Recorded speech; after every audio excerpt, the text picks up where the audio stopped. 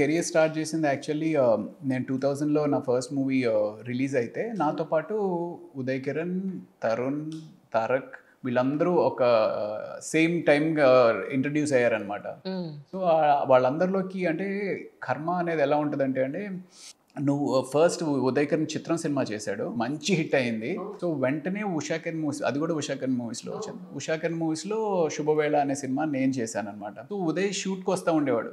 షూట్‌కొచ్చి అక్కడ కూర్చున్నప్పుడు నేను చేయాల్సిన సినిమా అని 1, 2 సార్లు అన్నాడు. ప్లస్ తన ఫేస్‌లో నాకు కనపడేది.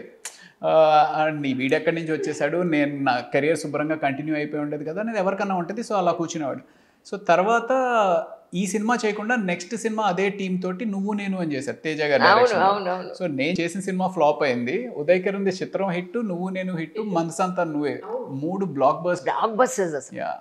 సో, అంత మంచి స్టార్ట్ వచ్చి తర్వాత అది అలా జరగడం. సో, మీరంటున్నట్టు నాకదొక స్టేబుల్ గ్రాఫ్ అలా ఎళ్ళింది. చాలా స్టేబుల్‌గా ఉంది సార్. అన్‌డౌటెడ్‌లీ అసలు.